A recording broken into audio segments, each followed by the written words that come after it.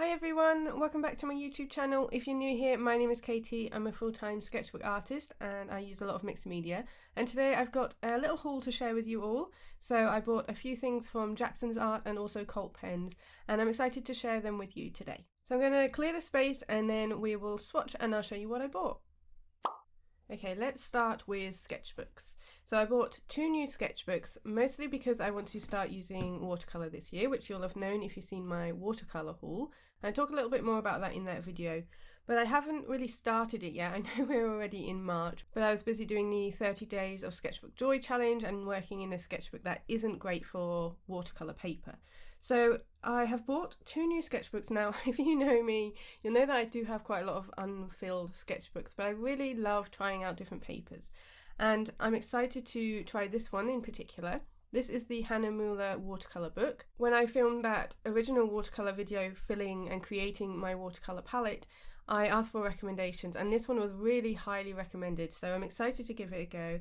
It's cold pressed, so I expect it will be a little bit more rough than what I'm used to. But it's 200 GSM, 60 pages and it's A5. It's very neat. It's a little bit thinner than my usual sketchbooks. It's got a fabric cover, so it does feel like it will clean easily, even though it's not completely smooth. And let's have a look in here. So I know my friend Omar Wynn uses Hannah Muller sketchbooks and raves about them, so I'm really excited to give this a go myself. Seems like it can lay relatively flat, but I think I would definitely need my clips because the paper is really quite thick, so it does definitely feel like it will hold a lot of wet media, which is definitely what I need when I'm using my watercolour. So yeah, definitely quite flexible with the spine, which is good. It feels like a really nice size. I am used to using my Royal Talens, which is a little bit thinner than A5. It looks like I've got a little bite out of that little ribbon, which is, I don't know how strong this will be if there's a little chunk out of it. But it does have a ribbon enclosure, and as I said, it is 60 pages and 200 GSM. So it's not super textured, which is good because, as I said at the beginning, I'm a mixed media artist, so I like to put a lot of pencils on top of my work. And sometimes if it's too textured, especially if it's rough pressed, it doesn't give me that smooth line that I really like. So this feels really good. I'm really excited to give this a go. So you'll probably see some watercolour work at some point when I do a sketchbook tour of this one. And then I also bought this one, which was also recommended in that video. This is the Sea White Travel Journal. It says it's made for artists. Again, 60 pages and 200 GSM. So that's really interesting that it's basically the same specs, but as we know, a lot of sketchbooks are very, very different. And this one is smaller, it is square. I clearly didn't read the description very well because I kind of imagined it a little bit bigger, but this is not finished watercolour paper. It's got that elastic band and it's 140 millimeters, so 14 centimeters square. And I thought I would give this one a go because this one was cheaper than the Hannah Muller, so I want to see how it compares. So I will pop the prices on the screen for these. This one has quite a shiny finish, which I'm not really a fan of. I prefer, this one definitely feels a bit more higher quality, but obviously you are paying less for this. I don't love the way that it looks. I wonder if you could like paint this or something, but you can really see the shine there. But inside the paper looks good. Again, we can fold it quite flat, and just with the Hannah Muller feels nice and thick, same GSM. But I think this format will be really good, especially for travel. Obviously it is called a travel journal, which makes a lot of sense. Sorry about the lighting, the camera is struggling to go between the dark black and then the bright white, but I'll do my best to colour correct that. But yeah, I think this will be really good for taking away. I really do like doing travel journals and things. I don't often fill them that much when I am away, but I think this will be good maybe for plein air as well, just to pop in my bag. So yeah, I think that will be a really good one, and like I'll be able to do a test between them to see how they work. But I do like this format, I think that's quite nice. So those are the sketchbooks. I've also bought a new book. So I do have quite a lot of pens, paints, watercolour paints to show you, but let's do this book next, because I love collecting art books and this one's been on my wish list for a while, and this one is called Illustrated Sketchbook by Martin Salisbury. It's published by Thames and Hudson. It's a really nice chunky book as well. I'll do a quick flip through so you can see some of the pages, but this one's really nice. I can recognise Oliver Jeffers' work on the front, and then there's a whole heap of artists and illustrators that have their work in here. So it's curated by Martin Salisbury, who has put together this really gorgeous book. So there's a bit about the artists themselves and then scans of their work, and there's a huge amount here. Some I recognise their names and some I don't, so I'm really looking forward to looking through this. Obviously I am a sketchbook artist myself, so I get a lot of inspiration from other sketchbook artists too. There's quite a range of generations in here, so we've got like Quentin Blake, but we've also got Beatrix Potter and Eric Revilius. I've got a couple of books from their work already, and we've got more modern artists, so obviously we've got Oliver Jeffers, we've got Tove Jansson, we've got Martin Salisbury himself, but yeah, there's some modern ones here as well. It's a really nice book with loads of different styles in, and I know that I can just pour through this for hours and get loads and loads of inspiration. So I'm really happy to have this book in my collection. Really looking forward to going through here. So this looks like a really lovely book. Okay, so let's get on to some other art supplies. So I'm going to start with the pens. So these two I bought from Cult Pens, and this one was in my Jackson's order. Okay, so we'll start with this one. Now this is by Pentel. This is pale brown, and this is an ink pen. So it's got quite a soft bristle tip, so it definitely is more like a paintbrush, and then you can squeeze more ink through the barrel for it to come out. And this is really fun to play with. It's a bit different to my Tombows and Ecolines because the brush is a lot softer, but it also means you can get a bit more texture, and again you can squeeze through more or less ink, so you can really vary the different textures and marks that you get.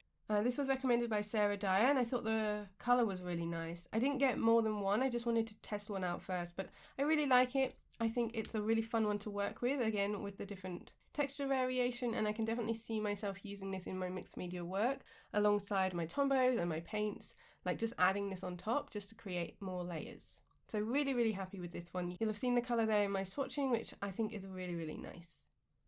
Okay, then we have a Sailor Fude de Manin fountain pen. Now I do have, let me just grab it, another one of these which I bought in Japan last year, so you might have seen my video on this. I'll leave a link to a process video where I tested this out, and I bought this in Japan as I mentioned, and it's really interesting because it does have that bent nib which makes it look like it's gone wrong. So it's really interesting to use because it does vary your marks quite a lot. Now the pink one I've got is slightly different angle, so the green one is a 55-degree nib and the pink one I've got is 40, so slightly less severe in terms of that bend in the nib, but it's still really nice. And I wanted to get two because I want to keep the green one as black ink and the pink one as brown ink, which we will come on to.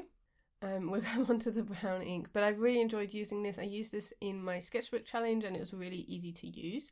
I did find the ink flowed a bit better, so with this one, when I first did that video, I used this ink here, which is Sketch Ink by Rowan Klingner. This is in black, but I think it's not flowing very well through this fountain pen, so I think it is clogging it up a little bit, because I found when I did ink this one with the ink I'm about to show you, it was much smoother. So I think if you've got this ink, please do share if you find it clogs up your fountain pen. I wonder if it's better with like dip pens that you can then really clean afterwards, because I think it is making my line work a little bit more difficult with the green pen that I've got.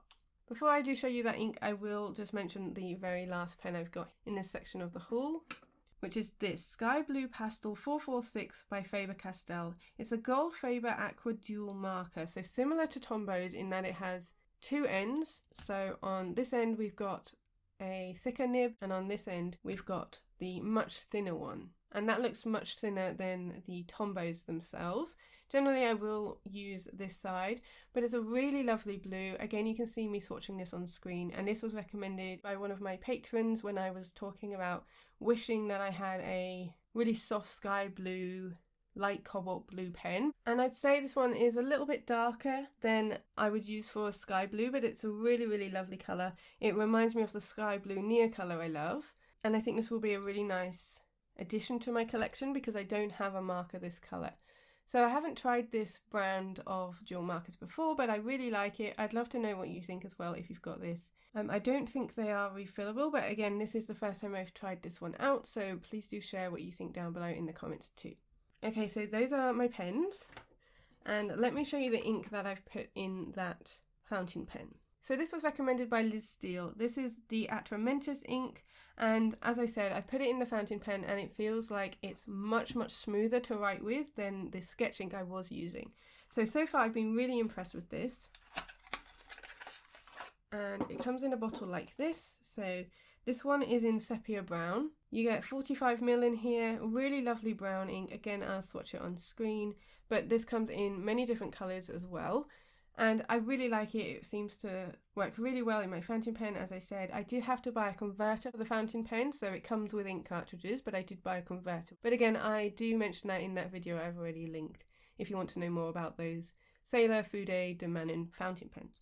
I mean, this is pretty much standard brown ink, but as I said, I have noticed a difference, so I highly recommend this one, and I'm really grateful to Liz for recommending it.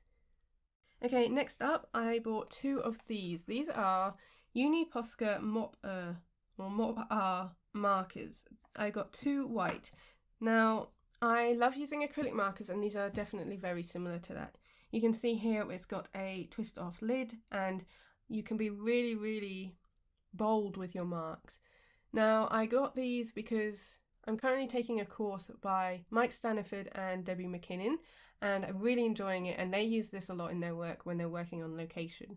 And I love how loose and organic their marks are, and their landscapes are absolutely gorgeous, so I really recommend checking their work.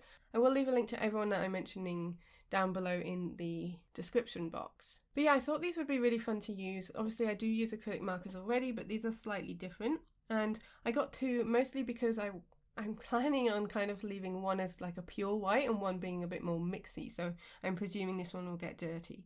I'm half expecting that they'll both get dirty, but it is what it is. I just think it'll be really fun to play with, again, when I am drawing on location, which plein air work is something I do want to do more of in the summer, and yeah, I think it'll just be really fun to play with, and I was really inspired by Mike and Debbie's work. They are quite expensive though, and not something that I would buy lightly, but I am intrigued to see how these go. So if I think they are worth it, I will give you an update later on, maybe when I'm doing some plein air work outside and filming a video, because yeah, they are not cheap, so it will be interesting to see how I use them. Okay, now onto this little box of goodness. So we've got some reused packaging in here, but there's some watercolours in here that I'm really excited to use in my new watercolour palette. So this is my current watercolour palette, which looks like this. Oh, he's moved along a little bit, pop him back there. So I do have room in the middle. I've got plenty of empty pans as well. And as you can see, I have been using it, but not as much as I'd like. So I'm looking forward to using it more. And when I filmed that video, filling my watercolour palette, I got loads of recommendations from you. So I am totally aware I am a complete watercolour novice, and so I really welcomed your advice and tips, and I got loads of comments suggesting some new colours and really helpful advice. So a big thank you if you did help me on that video. I really do welcome your advice and comments, because I'm not pretending like I know what I'm doing with watercolour, but quite a few comments recommended a cooler blue and a cooler red just to have a more complete split primary set. So I took your advice, and some of these are linked with that, and others were just recommendations for colours that you think that I would like. So I bought some Daniel Smith, some Winsor & Newton, and also a Holbein. So again, I am testing out different things. There's so many different watercolour brands. I know we all have different preferences, and I'm sort of learning to find mine. So for the cool red, I went with this by Daniel Smith. And this is a quinacridone red. So a really nice bright red, and I can add a lot of water to make it a nice soft pink. But again, this is cooler than the one that I've already got, and it's a really nice primary red. And I think it will be good to have this in my palette, because I did have quite a lot of warm colours in my palette already. So as people have rightly said in that video, it would be good to get a more split primary set. So looking forward to using that one, and you can see me swatching that on screen now. And then also recommended was a cooler blue. So I have got an ultramarine in the set, and I've also got lavender, which is a very warm blue by Roman Small. This one here is Holbein Artist Watercolour. and I went with Manganese Blue Nova. Holbein is a brand of watercolour I haven't used. I've only used their acrylic gouache. So again, this is a completely new brand for me, but one I'm excited to try. It seems like a really nice cool blue. It should complement my warm ultramarine, and yeah, I think this will be really good, especially for skies. I'm used to using ultramarine mixed with quite a lot of white for my skies, but I think this will be really nice alongside the other pans in my watercolour set. So a big thank you for all your advice. I'm really looking forward to using this on more watercolour work. And then another recommendation was for indigo. Again, this is by Daniel Smith, and this will be really good for mixing up dark colours. So I think that would be really, really helpful. Again, that was another recommendation, and I do think it will be really, really useful. I used the dark indigo by Luminance pencil a lot, and I do often need like a darker shade when I want to add on my shadows. So although I have a lot to learn with watercolour, I really do think this will be helpful when I am painting outside and wanting to really darken some of my areas, some of my greens. I think this will be really, really useful. And then I also went with another green, so I am planning on using a lot of greens. As I mentioned in that first watercolour palette video, I have got some samples of green watercolour from my friend Jodie. But this one was recommended, and this is Perylene Green by Winsor & Newton. So because I am planning on painting quite a lot in my local New Forest, I think this will be really helpful. And this was recommended as a really nice dark green. So good for shadows, and the commenter said it's technically counted as a black pigment because it's so dark. But as you can see in the swatch, it's definitely a green, and I'm really looking forward to using this alongside the other colours in my palette. So this one is Winsor & Newton, which I don't think I've got already in my collection. So again, looking forward to trying this out. There's so many different brands, as I've mentioned, so I'm just kind of trying my hand at a few of them and seeing what I think. Okay, and then the last one I have is not in a tube. This one is in a pan, and this is Wisteria, again by Daniel Smith. I really like this one. I don't use purple that often, but sometimes I do use it as like a pop of colour, quite a lot with gouache and also with my acrylic markers. So I thought this would be just a fun one to have. It was recommended, and I do love this shade. You can see it's swatched here, really, really lovely colour. And again, I think that will go really nicely in my current set. So although I haven't put these all into pans yet, I am really looking forward to doing that and then filling up my watercolour palette with these in the middle. I would love to know if you think I could lose any of the colours if I wanted to do a limited colour palette set. I'm also planning on doing a separate palette for plein air work, so I want to use this a lot and see what works and what doesn't, and then it will be a constant thing of trying new things and experimenting, which I do a lot with my work anyway, but obviously it's going to be slightly different using a new medium. So I have plenty to learn, and I'm totally open to that, and as always, welcome your feedback in the comments.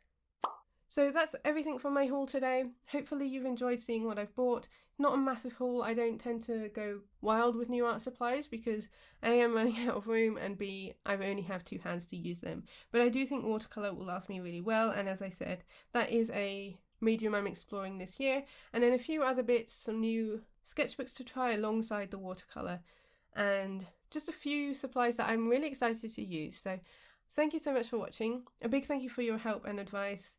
A massive shout out to my patrons who allow me to be able to afford these art supplies and make these videos here on YouTube for free. So thanks for watching, hope you have a lovely week ahead, and I will see you next Sunday in my new YouTube video. See you later!